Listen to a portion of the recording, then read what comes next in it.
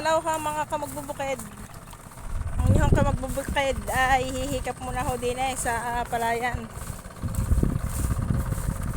Titingnan ko ho yung nanunupang doon. May nanunupang na ho.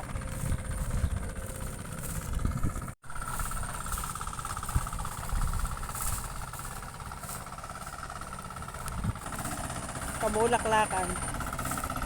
Pero ang ganda rin ho. Arihong pinapagong na rin. Arihong nasupangan na. Yan nga ho mga kamagbubukid. Ako humamay mahalili dyan sa pag-ong na iyan. Tingnan nyo ho kung paano magpag-ong ang inyong kamagbubukid. Dadaisang ko rin muna nga ho yung nanunupang doon sa bandang dulong yun. Sila ho ay tatlo, yun hong dalawa ay mag-asawa. Ring isa ay walang asawa. Solo flight ho sa buhay. Ayan. Sinasali na ho ang kanyang sinupang sa sako. Sabi ko isupangin na nasupangin. Basta may dilaw ng kaunti, yun naman hihinog na kapag naloob na sa sako. Yan. Yan ho ay pag sinabi ho din sa aming supang ay karamihan ho ay hindi na nakuha ng kabahagi.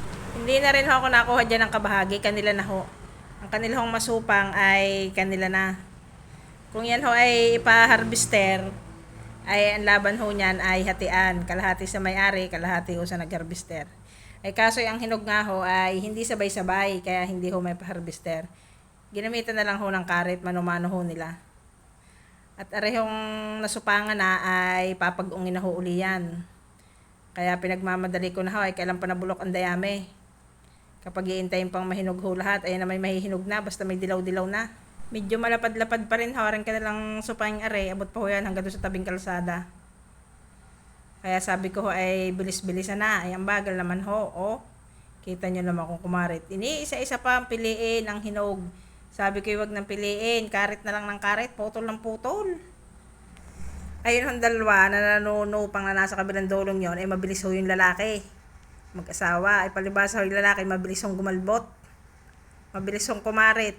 Hindi ho kagaya na ring babae. Na pa isa-isa. Ayun ho ay gapas talaga. Gapas. Todo. Ako nga ho ay mapunta din sa nagpapag-ong. At ako ho ay mahalili sa pagpapag-ong. Masarap po magpag-ong kapag umaga. Pampapawis, pampahingal, pampapawis.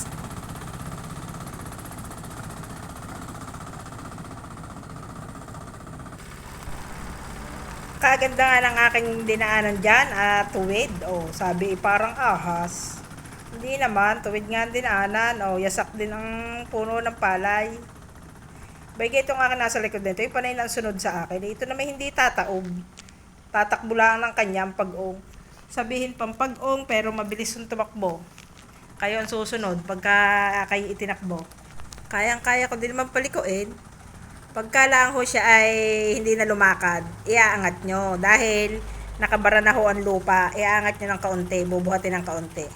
Siya, pagka yun ay nabuhat nyo, tatakbo na, hahabulin nyo naman. Kaya nakakapagod din ho magpag-ong, nakakahingal. Yan, ako kaya ko ho siyang iliko. Bago sasabihin ang gara na aking dinaanan, parang ahas daw. Guys, ako ho'y pauwi na. Hindi ho aya. Mahirap ho magpag-ong. Thank you ho mga kamagbubukid. Thank you for watching guys.